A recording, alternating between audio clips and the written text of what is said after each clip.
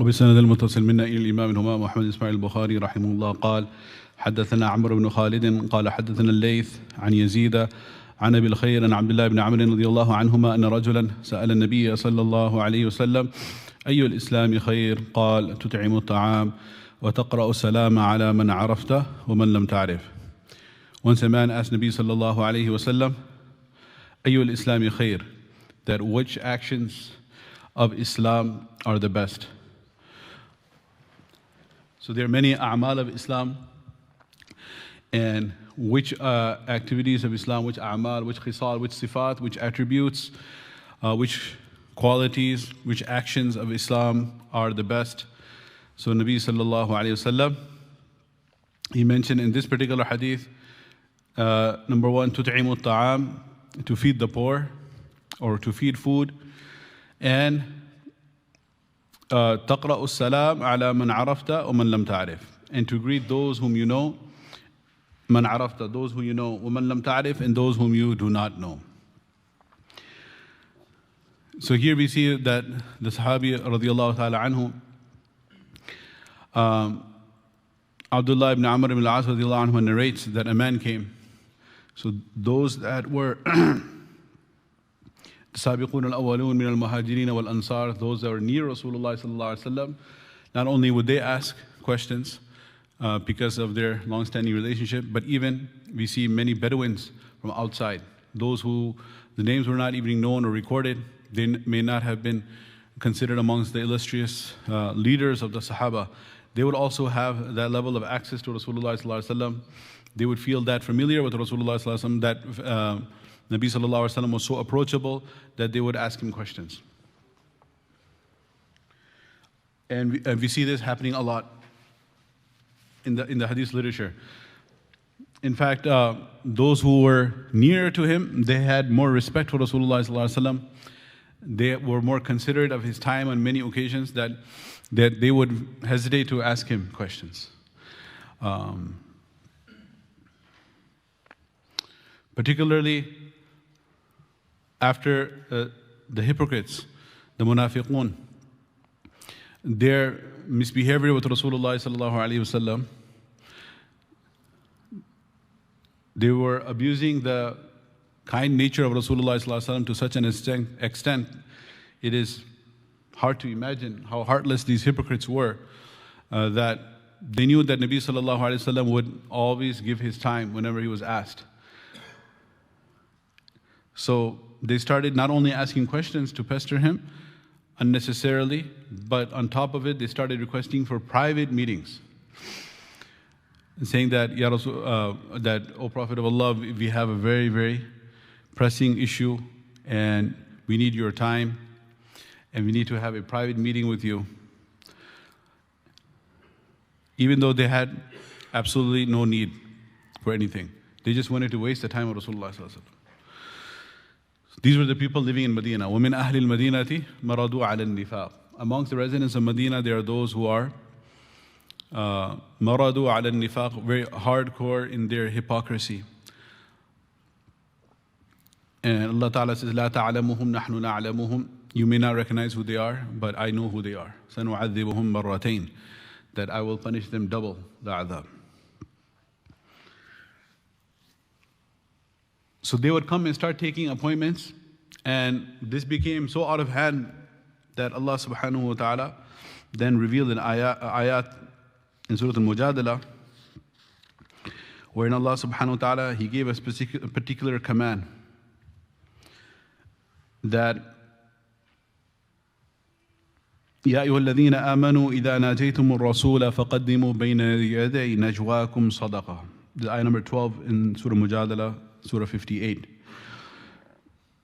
That, O those who believe, إِذَا نَاجَيْتُمُ الرَّسُولِ, when you want to have a private meeting. So munajat is a private meeting, private communication. And when a slave of Allah subhanahu wa ta'ala, he privately supplicates to Allah and he presents his needs in the court of Allah subhanahu wa ta'ala in the hours of the night, last third of the night, or any time for that matter, but particularly last third of the night is a very special time for this, that is known as munajat, or like the book that we have that is very popular, Munajat Maqbool, accepted whispers. So Munajat is a private meeting. So, Ya ayyuhalladhina amanu, O those who believe, idha najaytumur rasul, when you want to have a private audience with the Nabi sallallahu alaihi wasallam, when you seek that, فَقَدِّمُوا بَيْنَ يَدَيْ نَجْوَاكُمْ صَدَقَةً, then you must give, before you have that meeting, a sadaqah. Not to Nabi sallallahu alaihi wasallam, not his fees, but rather you have to give sadaqah to the poor. Sadaqah, by its nature, is what? Haram upon Rasulullah sallallahu alaihi wasallam, and is haram upon his descendants ila yawm al-qiyamah. One time, the grandson of Rasulullah sallallahu alaihi wasallam, one of the Hasanain, he was a young child, baby, in the time of Nabi sallallahu alaihi wasallam, passing away, 7 and 6 years old, these young grandchildren. One of them, he picked up a date and he put it in his mouth, and Nabi sallallahu alaihi wasallam opened his mouth and took out the date and threw it and said, "Oh my dear son, that this is haram upon us and my family ila yawm al-qiyamah," the mal of zakat. So this sadaqah is not for Nabi sallallahu alaihi wasallam. فَقَدِّمُوا بَيْنَ يَدَيْ نَجْوَاكُمْ sadaqah. Before you have the private meeting, ensure you discharge sadaqah. ذَلِكَ خَيْرٌ لَكُمْ وَأَطْهَرٌ. This is better for you, this will purify you. فَإِن لَمْ تَجِدُوا فَإِنَّ اللَّهَ غَفُورٌ رَحِيمٌ. If somebody says, "Oh, okay, you have to give sadaqah, that's a good thing. But what if somebody is poor? He can't afford to give sadaqah. That means he can never have an opportunity to have a private discussion. What if he really needs to?" So that is also taken care of, because Allah Ta'ala says, فَإِن لَمْ تَجِدُوا, if you don't have any money and you can't afford to give sadaqah, فَإِنَّ اللَّهَ غَفُورٌ رَحِيمٌ. Verily Allah is the forgiving, the merciful. So He will not make it binding upon you if you can't afford it. So now these hypocrites who are trying to disturb Rasulullah sallallahu alaihi wasallam, when this ayah came, all of a sudden that put an end to their fitna, and they said, "Forget this. We'll change, do some new tactic." I mean, they were committed to disturb Nabi sallallahu alaihi wasallam, na'udhu billah, but not at the extent of having to pay for it. So this was for some time. And there's a interesting trivia fun fact about this ayah number 12. That ayah number 12 of Surah Mujadala is that this is an ayah in the Quran where from the entire ummah of Rasulullah sallallahu alayhi wasallam, this standing ayah, which is not mansukh or abrogated, it's in the Quran. It's not mansukh tilawa. The tilawa is not abrogated, but it's mansukh al-hukm. The command is not there anymore. Because after the purpose was fulfilled and they stopped bothering Nabi sallallahu alayhi wasallam, then Allah subhanahu wa ta'ala repealed this order and said that it is not necessary anymore. That's the next ayah that was revealed, ayah number 13. أَشْفَقْتُمْ أَن تُقَدِّمُوا بَيْنَ يَدَيْ نَجْوَاكُمْ صَدَقَاتٍ فَإِذْ لَمْ تَفْعَلُوا وَتَابَ اللَّهُ عَلَيْكُمْ فَأَقِيمُوا الصَّلَاةَ وَآتُوا الزَّكَاةَ وَأَطِيعُوا اللَّهَ وَرَسُولَهُ وَاللَّهُ خَبِيرٌ بِمَا تَعْمَلُونَ. That is it becoming difficult for you every time you want to have a private meeting you have to give sadaqah? Then okay, Allah has forgiven. So the interesting fact is, this is in ayah number 12, that from the entire ummah of Rasulullah sallallahu alaihi wasallam, Sayyidina Ali radiyallahu ta'ala anhu had the unique claim that he can say that no one ever made amal on this ayah except for me. He is the first person and the last person who actually implemented this command. Because during the short period of time when it was applicable, there was some matter that did come up, and Ali radiallahu anhu did require a private meeting, genuine cause and genuine reason, and he gave sadaqah and he went and had the meeting. After the meeting, then this ayah itself was mansukh al-hukm, meaning the hukum was abrogated, but it's still baqi tilawa, the tilawa remains. So this is an idea that we get about how kind Nabi sallallahu alayhi wasallam was. And since this is off of, we're having this discussion, where is the point where we're going off of? Where this word here, anna rajulan sa'ala. Rajulan, a man, sa'ala, asked. So, first of all, who's the man? That's where we said everyone felt approachable. Nabi sallallahu alaihi wasallam was so approachable, everyone felt comfortable in asking him. And that is why the Sahaba radiallahu anhum, they said that Nabi sallallahu alaihi wasallam would shower us so much affection, so much love, that each one amongst us would feel and would be able to swear from the bottom of his heart that I am the most beloved to him, sallallahu alaihi wasallam. And when he would face anyone, when he would pay attention, when he would respond to anyone, he wouldn't just turn his head, okay, what do you have to say? But rather he would face with his whole body. to give the full attention. And subhanAllah, when people would make musafaha and shake the hands of Rasulullah sallallahu alaihi wasallam, imagine how many people are rushing to do that.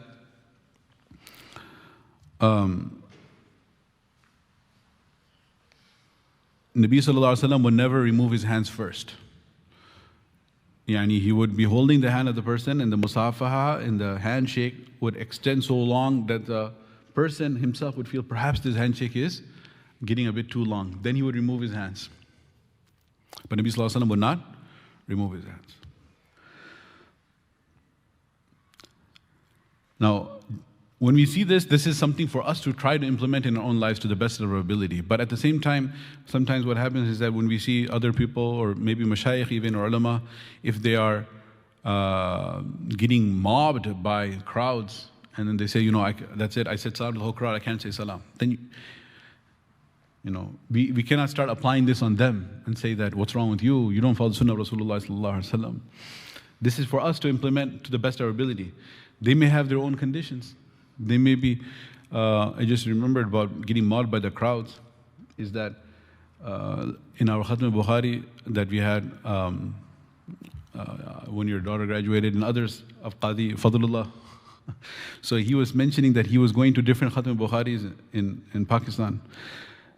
And there were thousands and thousands of students and the public in those big madaris there. And they were mobbing him, attacking him from all sides. And literally he had to have a few people around him so he was able to get out of there.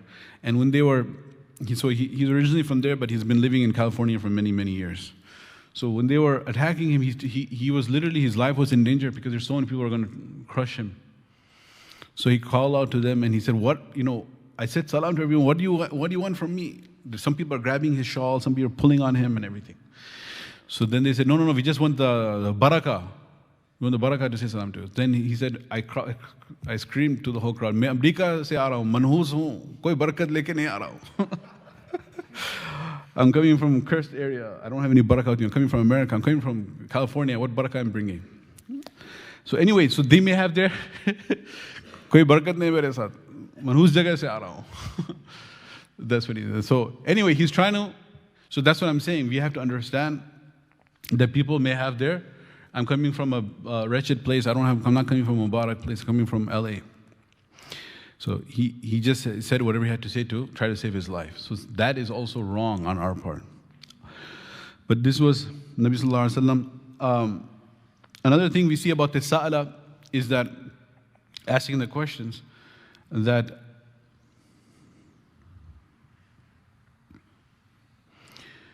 the Sahaba in the beginning would ask a lot of questions, whatever question came up.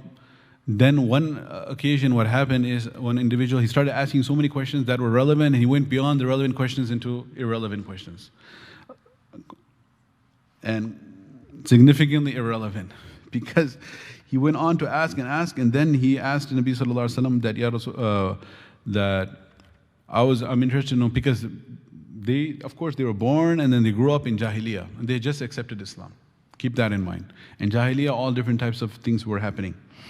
So he asked Nabi Sallallahu Alaihi Wasallam that, Ya Rasulullah, I wanted to know, is that the one who is known to be my father, is he actually my biological father?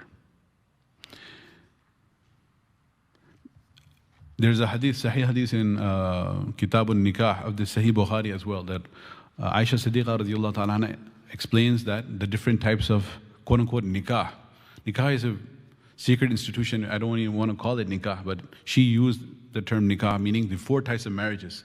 She describes the details. So it's very, very sad how the situation was and how obscene the condition was in the Jahiliyyah, and that's why it's called Jahiliyyah. So one of them would be that a woman would just put a flag on her house, and then all the different men would come. And then afterwards, if she would deliver a baby, then she would call all of them. And part of the arrangement was that she would look at them, and whoever she selected, and would say that I assign you, that you are the parent, then it would not be permitted for him to deny the paternity. He would have to just accept it. And all kinds of different Jahili practices. Because of that was the environment, or they would call a person who would be an expert in From their perspective, they considered him an expert in finding the signs between, it's called qiyafa. It was a whole science of qiyafa, to look at the baby and look at the man and try to determine who potentially is the father. So this was the ajib culture that was going on.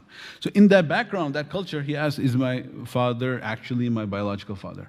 So Nabi Sallallahu Alaihi Wasallam got so upset about all these questions, because whatever happened in the past, just forget about it, it's over. Allah has covered it, and we do not need to expose the sins of potentially of the mother or anyone else involved. This is one of the things we learn in our deen, that we should not expose others nor expose our own sins.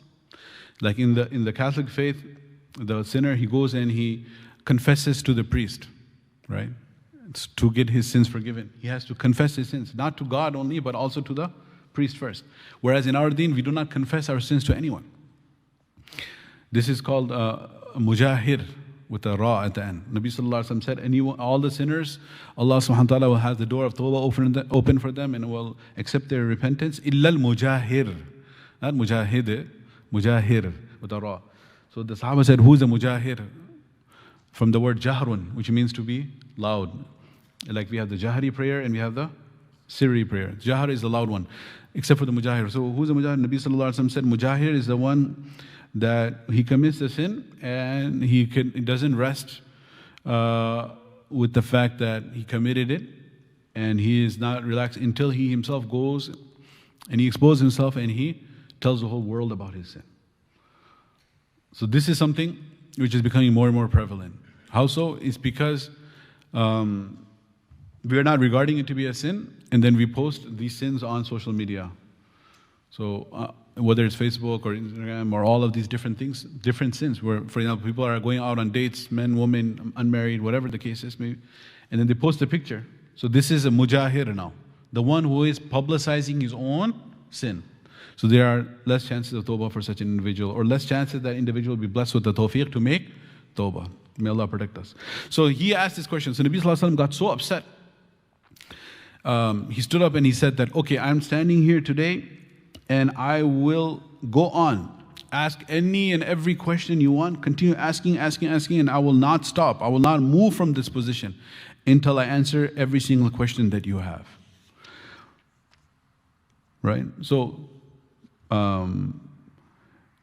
if you take it literally, it means, okay, ask any question, I'll answer it. But that's why we have to understand what is the tone. A lot of people nowadays, the new generation, they miss out on the intent of the elder when sometimes they speak. So if the elder just, if the teacher, he says, okay, you're kicked out of the class, he said, oh, I'll go and just enjoy, my break and have additional recess time. He's supposed to come back and feel sorry, right? Sometimes we don't understand that. No, he just gave me a break. He said, you can leave. Why he told you to leave, right? So you're missing the whole point. If the father gets upset and says, go away, just don't come back, you're supposed to just go away and leave, or you're supposed to go back and seek forgiveness. If he says that, don't enter my room, you're supposed to wait by the door of the room and say, please forgive me, until he says, okay, come inside. If he says, just leave, you don't just leave, you still continue to ask for forgiveness. So over here, when Nabi Sallallahu Alaihi Wasallam said, go ahead, ask whatever you want, I don't care, I'm going to answer. Then afterwards, Allah Subhanahu Wa Ta'ala revealed this ayah, that Ya ayyuhal ladhina amanu. This is Surah Ma'idah, Surah number 5, ayah number 101. Ya ayyuhal ladhina amanu, or those who believe. La tasalu an ashya. Don't ask all these types of questions. In tubda lakum, that when the answer will be given, and the answer, budu means it will become apparent. What you're asking, when it is going to be made apparent, tasu'kum, then you're not going to be pleased with the answer. It's going to hurt you. When you hear the answer, you're not going to be happy with what you have to hear. وَإِن تَسْأَلُوا عَنْهَا حِينَ يُنَزَّلُ الْقُرْآنِ. And if you're going to continue asking such questions during the period of revelation, because the wahi is coming from Allah Subhanahu Wa Ta'ala. Why is this tied up with revelation? It's because we know that Nabi Sallallahu Alaihi Wasallam did not have a crystal ball where he had all the answers and he could see everything. Rather, whatever answers he is given, it is because he is receiving revelation from Allah Subhanahu Wa Ta'ala. That's the key. So, that is the difference between ilmul ghaib and naba'ul ghaib. Nabi Sallallahu Alaihi Wasallam did not have ilmul ghaib. Ilmul ghaib means to have complete, full knowledge of all the unseen. Past, present, and future is in front of him. Every hidden thing is apparent to him. That's called ilmul ghaib. Nabul Ghaib means that Nabi Sallallahu Alaihi Wasallam was given specific knowledge of things of the unseen from Allah Subhanahu Wa Ta'ala. Allah Ta'ala revealed that to him. And based on that revelation, he would give us that information. So that information can relate to far off incidents of the past and far off incidents of the future. Prophecies of the future. So that's Nabul Ghaib. Allah Ta'ala says in the Quran, قُلْ لَا أَعْلَمُ الْغَيْبِ. Cannot be more clear than that. Say, I do not have the full knowledge of the unseen. So, Allah Ta'ala says, وَإِن تَسْأَلُوا عَنْهَا. If you're asking such questions, حِينَ يُنَزَّلُ الْقُرْآنِ. When the Quran is being revealed, meaning Nabi Sallallahu Alaihi Wasallam has this line, direct line to me, and I will inform him. And Allah, of course, is He Alimul Ghaib? He's Allamul Ghaib. He's Alimul Ghaib wa Shahada. Tubda lakum. It'll become apparent. The answer will be given by Allah. Afallahu anha wallahu ghafurun halim. It's okay now that you have asked, you didn't know how that you were hurting Nabi Sallallahu Alaihi Wasallam. Allah has forgiven it. He is the forgiving, the clement Allah Subhanahu Wa Ta'ala. قَدْ سَأَلَهَا قَوْمٌ مِّن قَبْلِكُمْ ثُمَّ أَصْبَحُوا بِهَا كَافِرِينَ. People in the past, they continued asking to the point that they ended up becoming kafir. So that is another ayah about questioning. So when this ayah was revealed, then the Sahaba, they became very scared. They became very scared and they stopped asking questions. Completely. Nobody was asking questions. So irrelevant questions they stopped asking, and relevant questions they stopped asking, and genuine questions and emergencies questions also they stopped. Nobody asked because they got so scared. لا تسألوا عنها لا تسألوا عن أشياء إن تبد لكم. Don't ask such questions. So this happened for some period of time. Nobody's asking any question. Now you're going to the other extreme. So they were so scared. So Allah Subhanahu Wa Ta'ala wanted them to break the ice to start asking questions once again. So Allah Subhanahu Wa Ta'ala, He sent a questioner. Right? This is the famous hadith of Abu Hurairah radiallahu ta'ala anhu. This is the period of time when this incident occurred, the following incident, when nobody's asking questions. He says, we were sitting with Nabi Sallallahu Alaihi Wasallam, but we're just listening, we're not asking. Then what happened? إِصْطَلَعَ عَلَيْنَا رَجُلٌ. When a man suddenly appeared, شَدِيدُ بَيَاضِ الثِّيَابِ. He had the whitest of white clothes, and شَدِيدُ سَوَادِ الشَّعْرِ, the blackest of black hair. لا يرى عليه أثر السفر, no sign of journey apparent upon him. ولا يعرف منا أحد, and none of us know who he is. حتى جلس إلى النبي صلى الله عليه وسلم. He came, jumped over everyone's back, came right in the front. So he came in such a entrance he made that it was imprinted on everyone's mind. He caught everyone's attention because that was the objective. حتى جلس إلى النبي صلى الله عليه وسلم فأسند ركبتيه إلى ركبتيه. And he came and he brought his knees up to the knees of Nabi صلى الله عليه وسلم. وجعل يديه على فخذيه, and he placed his hands on his thighs, just like we sit in the tashahhud position. So this is where the sunnah of sitting in the tashahhud position as a student comes from. And then he asked the questions: Mal Islam, what is Islam? Mal Ihsan, right? Mal Iman, Mal Islam, Mal Ihsan. What is the day of judgment? When is it? All the signs. So who was this questioner? Atakum Jibreel yu'allimukum deenakum. It was Jibreel alayhi salam who came to teach you your deen. So we covered this hadith before in detail, but this was when this came. So now it opened the door for the Sahaba to ask questions once again. Now we also we see from the Sahaba radiallahu anhu that they said that we used to actually look forward to the Arab and the Bedouins. And the reason we used to look forward to the Arab is because we had some idea about the etiquette and adab of Rasulullah sallallahu alaihi wasallam. And when the Arab and Bedouins would come in, they did not have that. وَلَكِنْ أَكْثَرُهُمْ لَا يَعْقِلُونَ. They did not have understanding.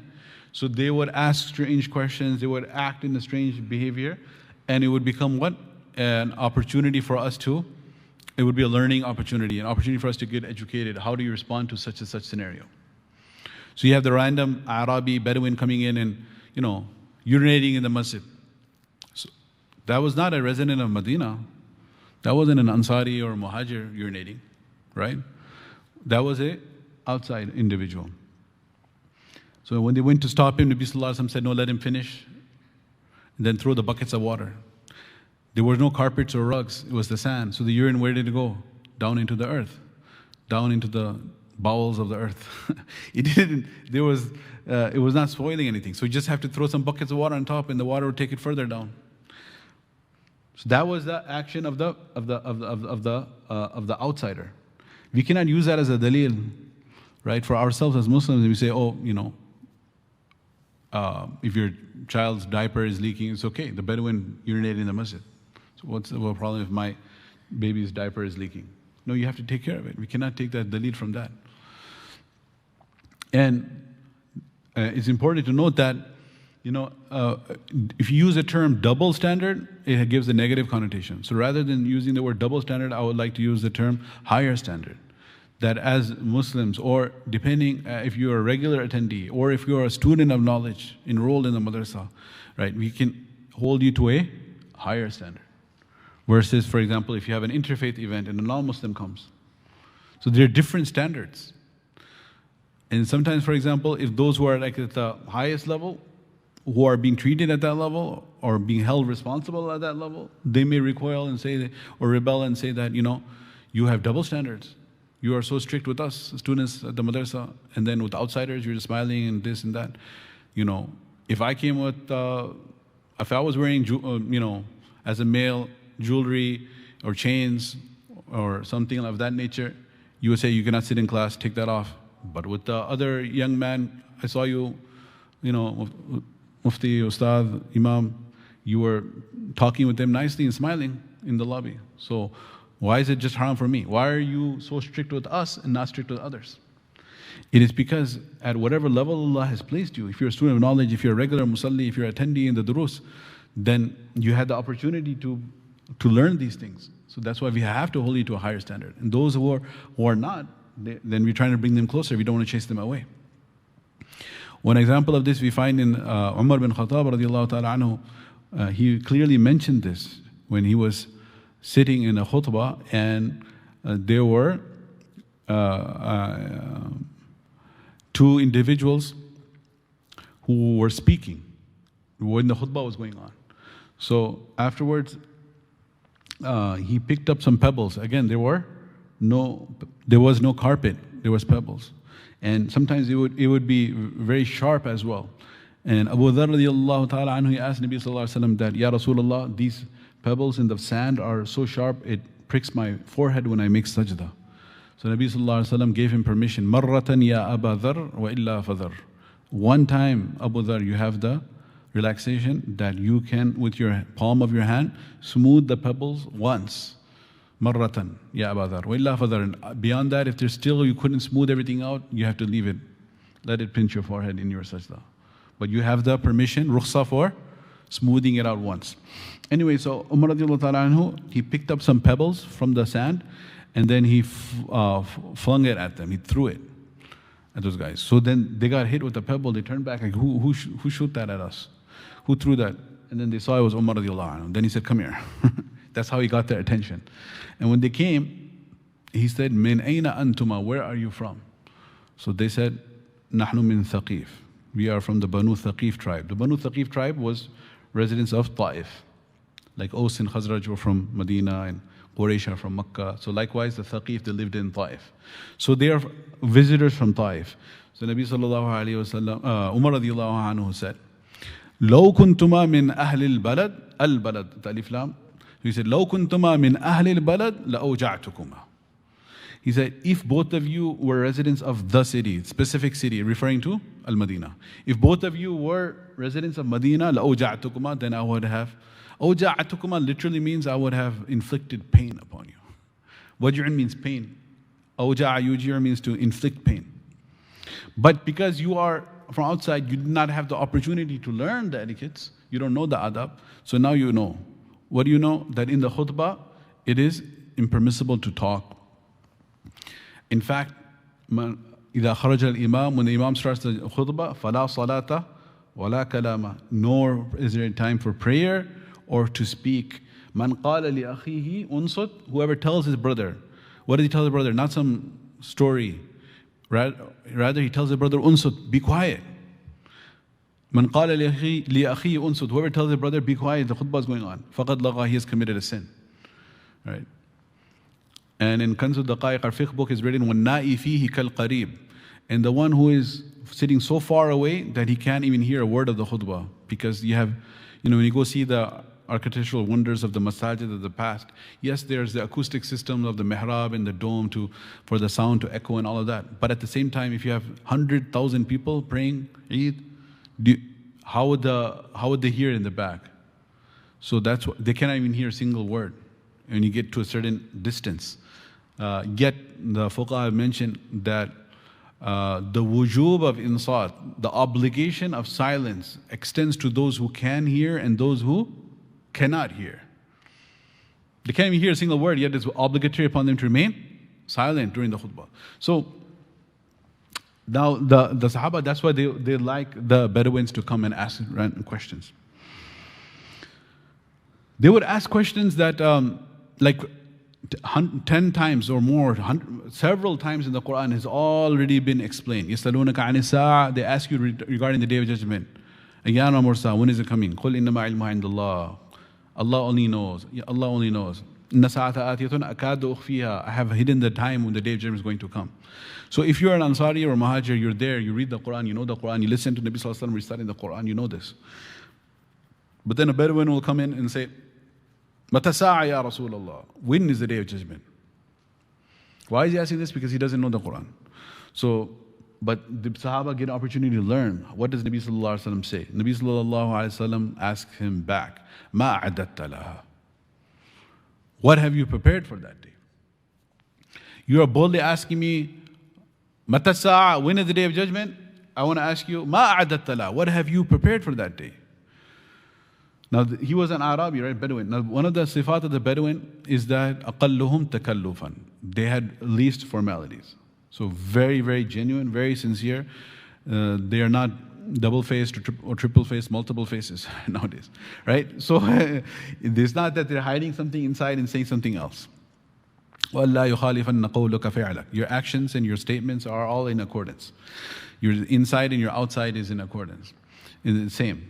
So he said, Ya Rasulullah, you said, مَا أَعْدَدْتَ لَهَا. What have you prepared? So he said, مَا أَعْدَدْتُ لَهَا مِنْ كَثِيرِ صَدَقَةٍ وَلَا صَوْمٍ.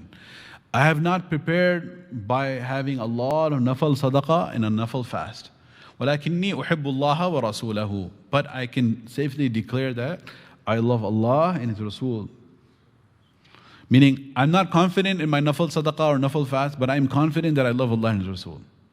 Right? I love Allah and His Rasul, and I'm confident to declare that. So Nabi Sallallahu Alaihi Wasallam told him, Al-mar'u ma'a man ahabba. A man will be raised with whom he loves. Now Anas bin Malik, radiallahu ta'ala, incidentally, is the narrator of this hadith. And Anas bin Malik radiallahu ta'ala didn't ask such a question, but he got an opportunity to hear such a beautiful answer.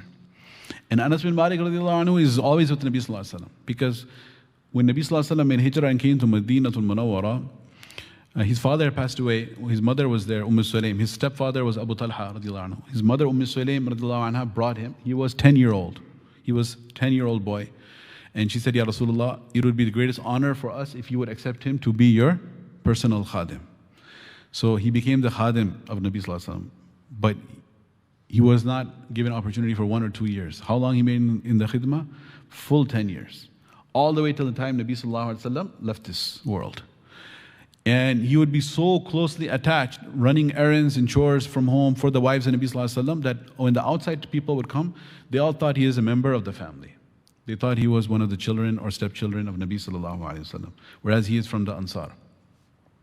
So he served Nabi Sallallahu Alaihi Wasallam 10 years. And he's with him in the journeys and with him at home.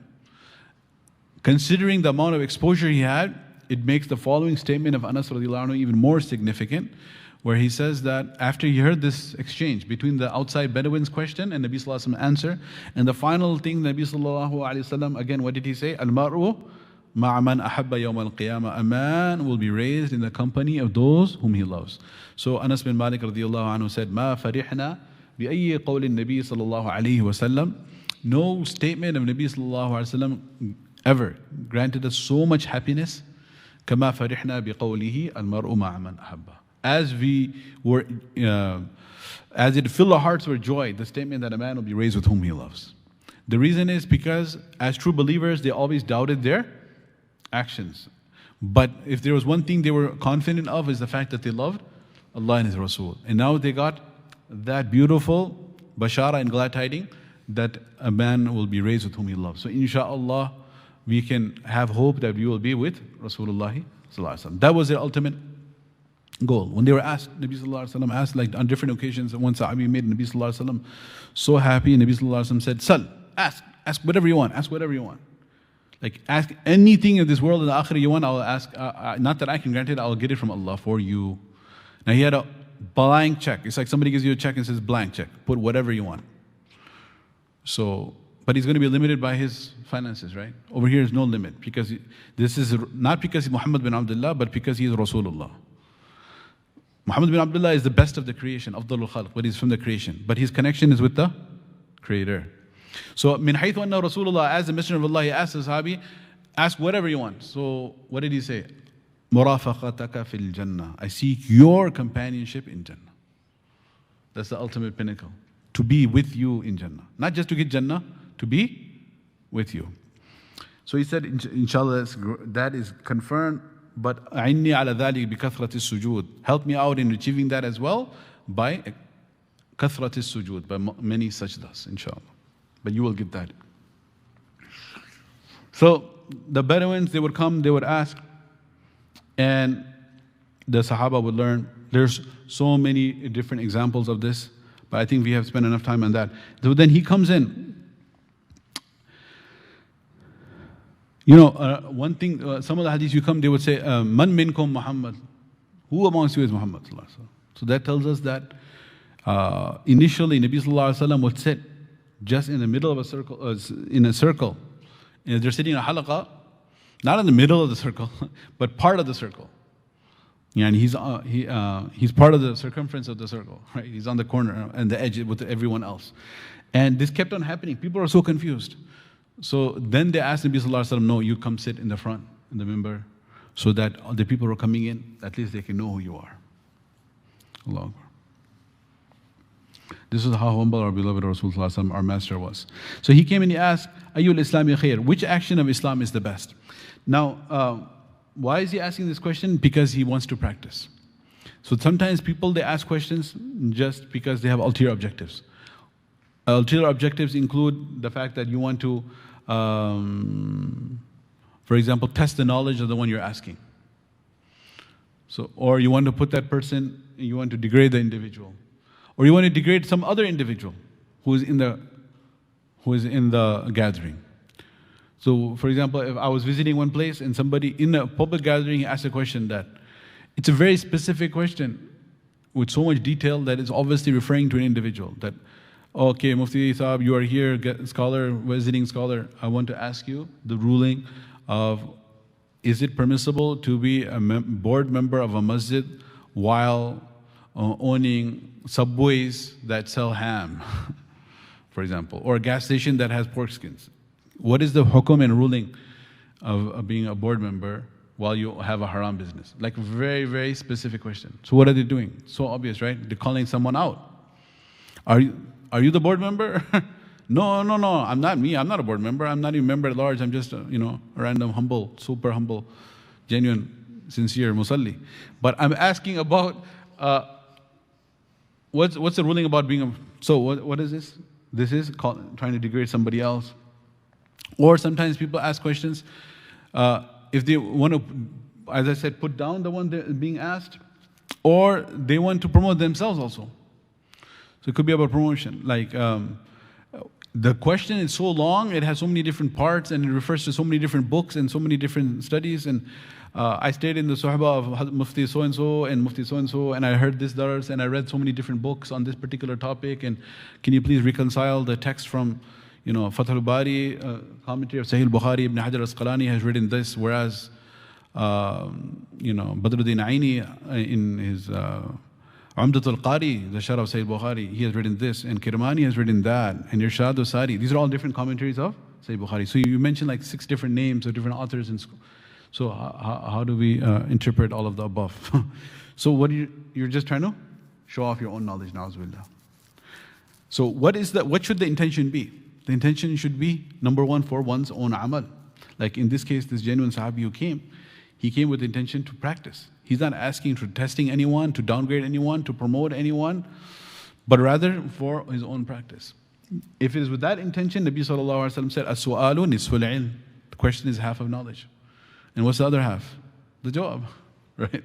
The answer obviously is going to be the other half.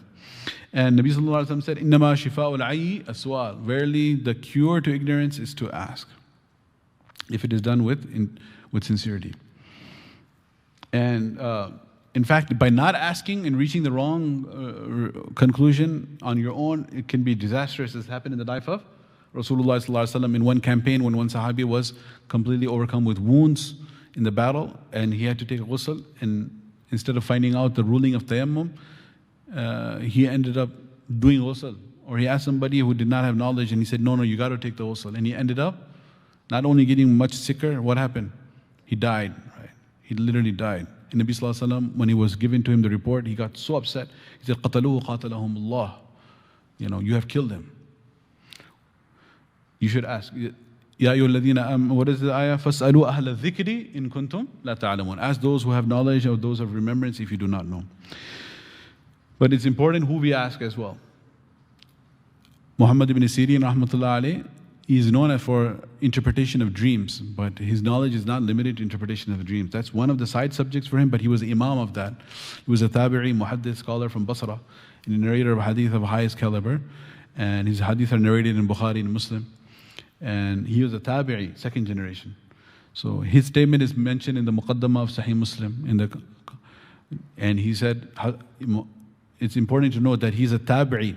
And Muhammad bin Sirin, as a tabi'i, what is a tabi'i? We know, right? Tabi'i is the second generation. The first generation is Sahaba, who saw Rasulullah Sallallahu Alaihi Wasallam.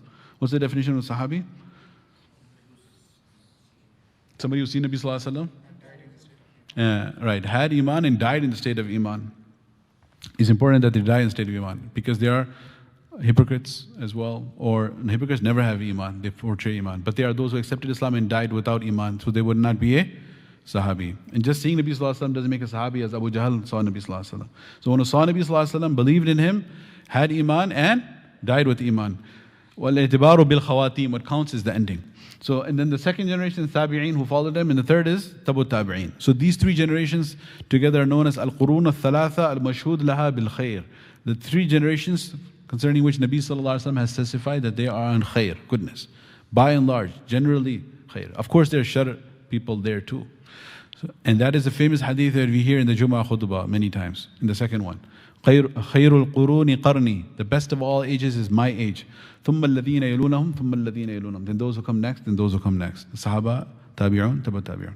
So being a Tabi'i in one of the best ages of all time, Muhammad ibn Sirin rahmatullahi alayhi says that وَانظُرُوا الْعِلْمُ دِينٌ.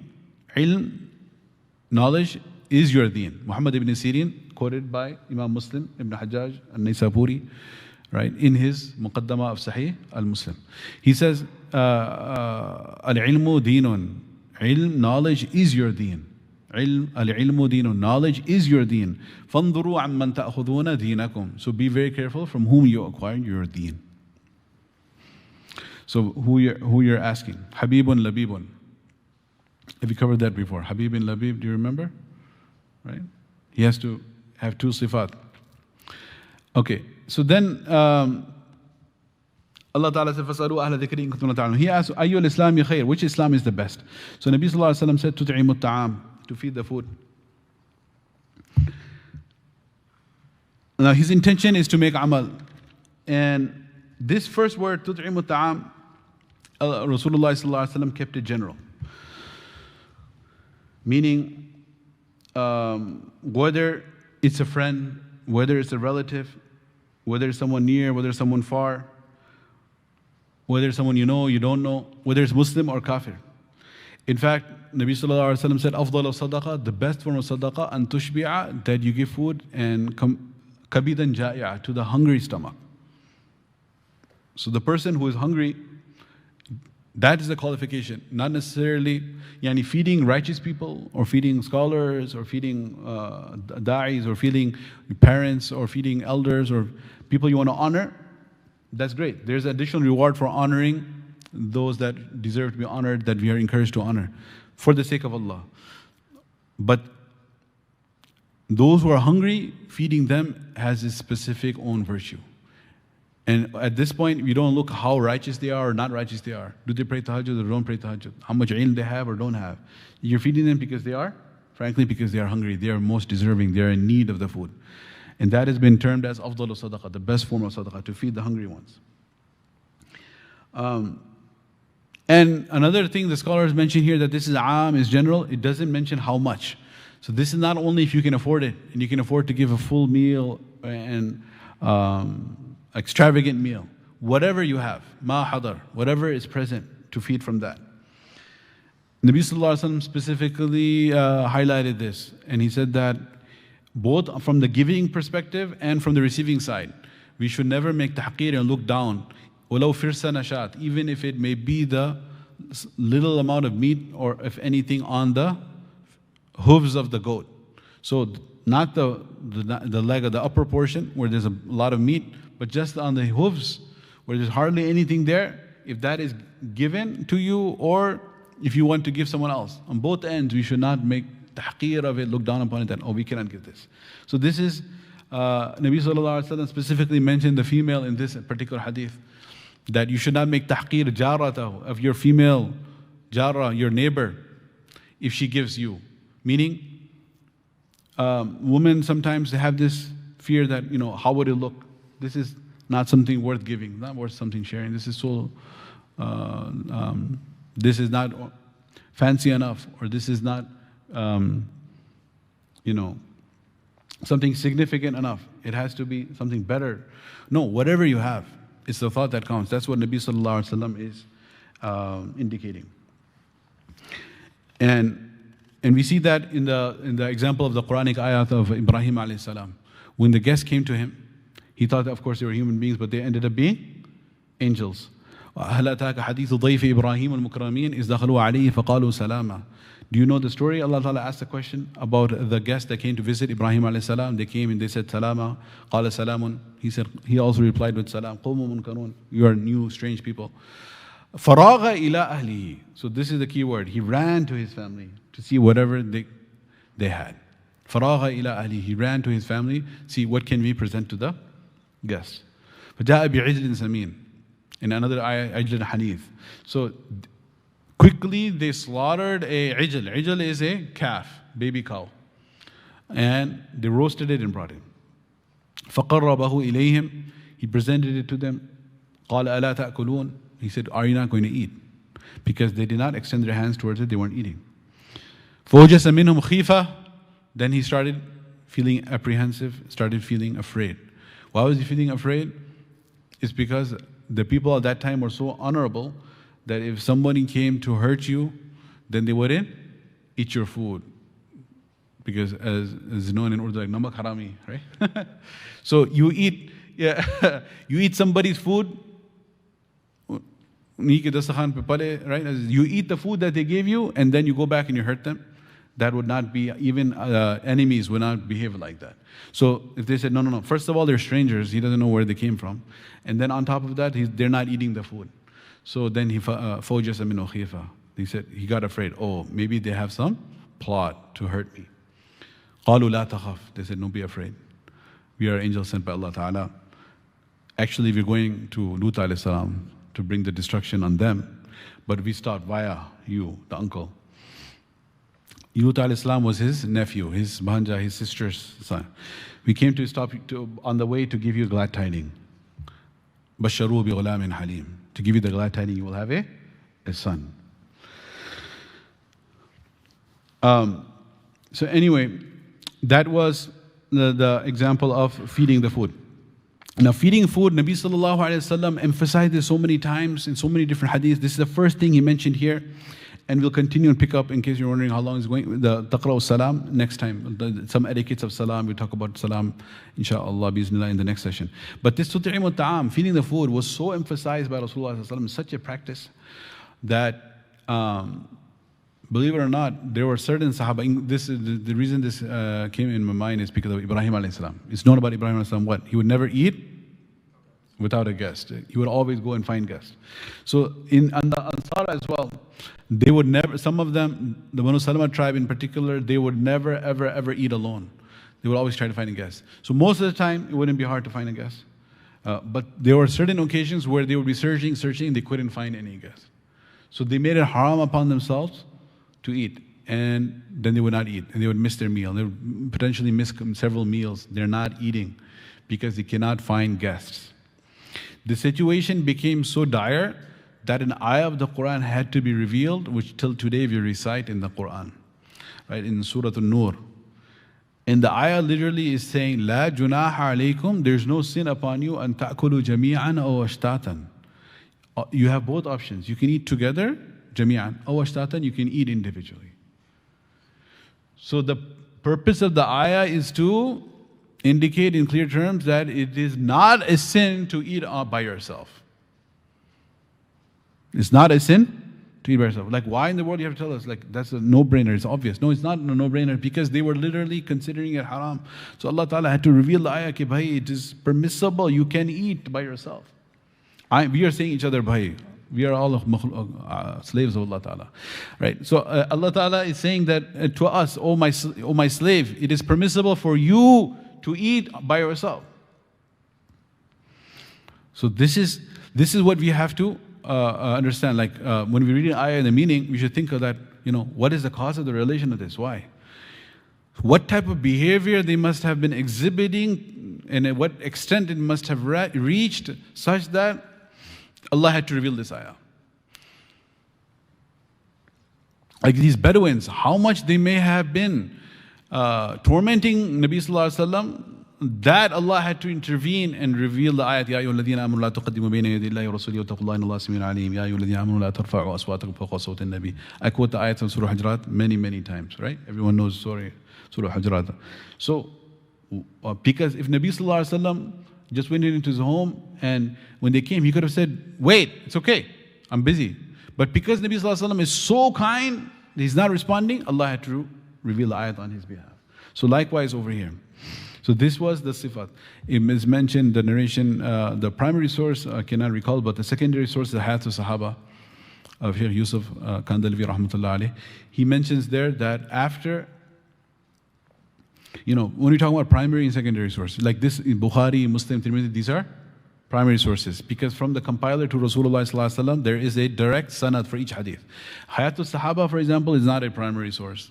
Because Shaykh Yusuf Kandalawi rahmatullah alayhi, he will take a hadith from other books and compile it together. Those respective works have their own sanads. So from an academic perspective, you're not supposed to quote a secondary source. You're supposed to quote the primary source, right? That's why I identified, I said I do not recall the primary, but this is a secondary source. So Hadith al-Sahaba is mentioned that because Mawlana Yusuf al-Kandari doesn't have his individual sanad to Rasulullah, he's quoting from the other books. So he will bring the hadith from different works, where he mentioned there about the Ansar, and in particular Sa'ad bin Ubadah and Sa'ad bin Mu'adh, the two Sa'ads. Because there are two tribes of the Ansar, Aus and Khazraj. So the leader of the Khazraj was Sa'ad, and the leader of the Aus was Sa'ad. All right, they were both Sa'ad.